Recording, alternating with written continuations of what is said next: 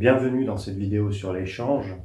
Donc on va voir dans cette vidéo plusieurs façons, plusieurs techniques qu'on utilise, quelques-unes en tout cas, parce qu'il y en a vraiment beaucoup. Donc ça ne s'adresse pas seulement à un public débutant, ni même à un public confirmé. Vous allez voir qu'il y a plusieurs techniques, certaines faciles, d'autres plus compliquées, mais tout est faisable de toute façon avec de l'entraînement. On va commencer tout de suite par la première technique. Donc le change, ça consiste simplement à changer une carte. Donc on l'appelle souvent color change en anglais. Ça consiste simplement à changer une carte devant l'œil du spectateur. Donc simplement, je dis simplement, mais c'est vrai que c'est pas si simple que ça selon les techniques qu'on utilise. Donc on va voir plus en détail ces techniques-là. Vous allez voir que certaines sont vraiment très simples à réaliser, même sous l'œil du spectateur, d'autres avec des empalmages un peu plus complexes.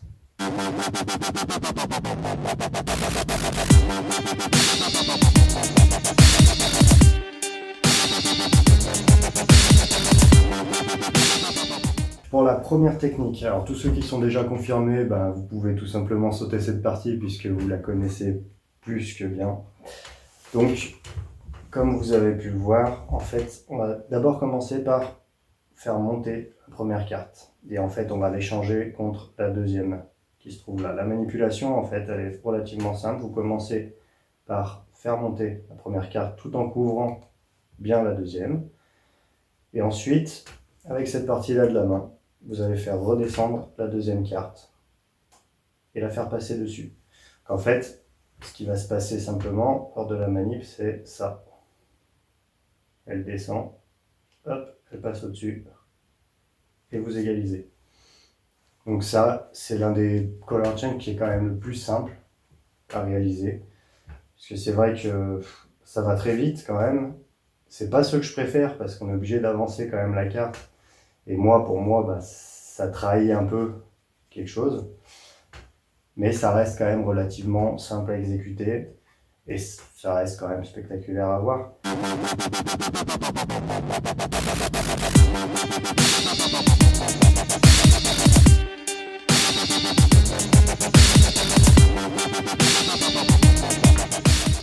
Donc pour cette deuxième technique, il y a un petit peu plus de manip, même si elle reste quand même facilement réalisable avec très peu d'entraînement. Donc la seule chose qu'il va bien falloir faire, c'est la double levée. C'est-à-dire que sur votre paquet de cartes, vous effeuillez et vous allez prendre un break avec votre petit doigt en prenant deux cartes. En fait, la double levée, elle va vous permettre, elle est utilisée tout le temps dans la magie, la double levée, puisque du coup, elle vous permet de faire croire que vous avez une seule carte alors que vous en avez deux. Donc pour commencer ce change, vous allez prendre la première carte seule. Vous pouvez déjà prendre votre break, ce qui vous permet de gagner du temps après. Vous la retournez, vous la placez sur le dessus, et là par contre vous allez prendre les deux cartes, dos à dos. Donc vous prenez la première carte, vous la retournez sur le dessus du paquet et vous embarquez les deux. Une fois que vous les avez dans cette position, donc vos deux doigts qui prennent les deux coins, le premier change, parce que là du coup il va y avoir deux techniques, mais qui sont relativement semblables en fait. Vous allez simplement retourner la carte, mais tout en secouant la main, ce qui va justement cacher en fait votre action. En fait, en secouant votre main, vous allez retourner la carte. Donc en secouant assez rapidement la main, on ne voit pas du coup que vous avez retourné. Et ça permet justement de cacher la manipulation comme on le voit dans la vidéo. Et ensuite, sur la deuxième partie, donc vous êtes tout le temps dans la même position. Vous allez prendre les deux autres coins et vous allez simplement tirer en serrant les deux coins. Ce qui va faire une rotation assez rapide de la carte qui va changer tout de suite. Petite astuce quand même, quand vous faites des changes comme ça, vu que vous avez des cartes dos à dos, il va falloir se décharger rapidement une fois que le change a été fait. Donc c'est-à-dire que une fois que vous avez fait la rotation de votre carte, vous la reposez tout de suite sur le dessus du paquet et vous pouvez la montrer. Comme ça, la deuxième carte, elle a été reposée tout de suite, vous êtes déchargé. C'est l'inconvénient, on va dire, d'avoir quand même des cartes qui sont dos à dos.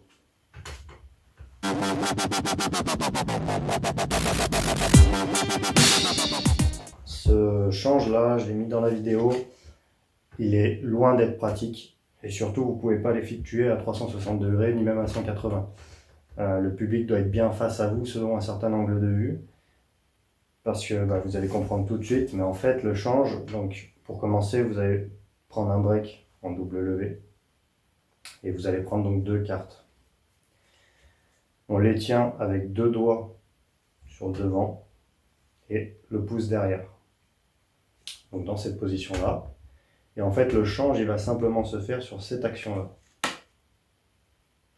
Sauf que selon le point de vue du coup on peut voir la carte. En fait, c'est limite une technique qui va se pratiquer plus en scène ou quand le public est assez distant avec un seul angle de vue.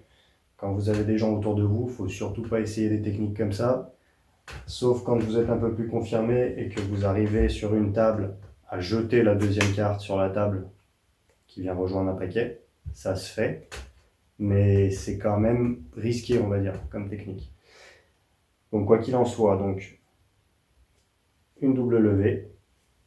Vous prenez le coin, les deux doigts et le pouce derrière, et vous changez comme ça.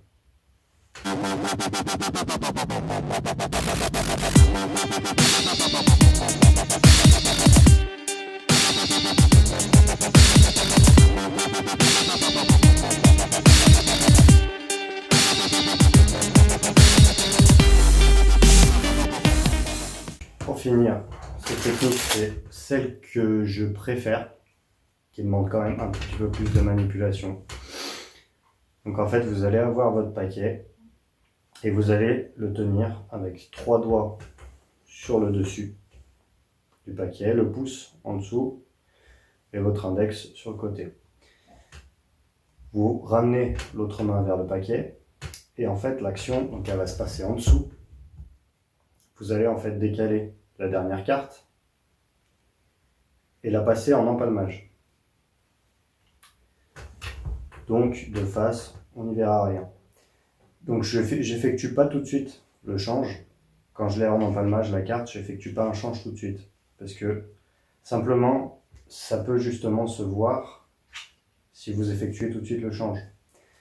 Donc ce que je fais, une fois que je l'ai en empalmage, je vais venir avec ma main à partir d'ici, plaquer la carte contre et la faire glisser jusqu'au paquet et effectuer le change à ce moment-là. Ça va permettre justement de détourner un peu le regard et votre main, du coup, elle n'était plus vers le paquet au moment où elle effectue le change. Donc ça va un peu détourner l'attention. Donc surtout, pour la prendre en empalmage, donc trois doigts au-dessus, l'index sur le côté, le pouce en dessous et l'autre qui vient simplement prendre le paquet. Et donc, vous la décalez d'abord et ensuite avec l'autre main, vous allez la faire passer en empalmage. Donc après, pour faire encore plus rapide, avec un peu plus d'entraînement, vous pouvez simplement la prendre comme ça, la carte. C'est-à-dire que ça vous évite en fait cette manipulation-là de la passer en empalmage.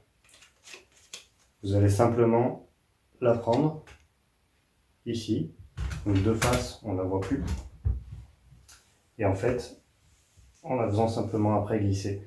Vu qu'une fois que vous l'avez plaquée contre votre bras, vous pouvez la replacer comme vous voulez la carte. Pour la changer.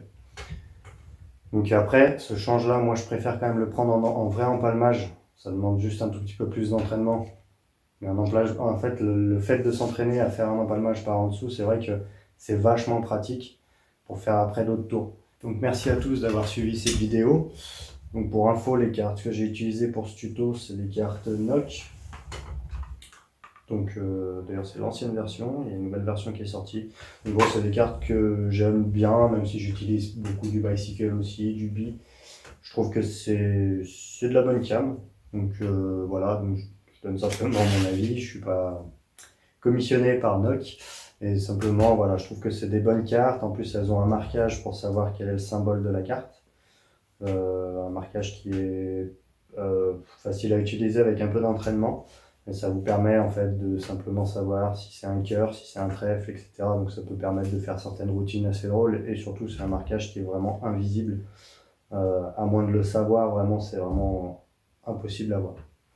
Donc en tout cas, merci d'avoir suivi cette vidéo. Je ferai très prochainement d'autres vidéos, d'autres tutos sur notre univers qui nous passionne, la magie. Merci à tous.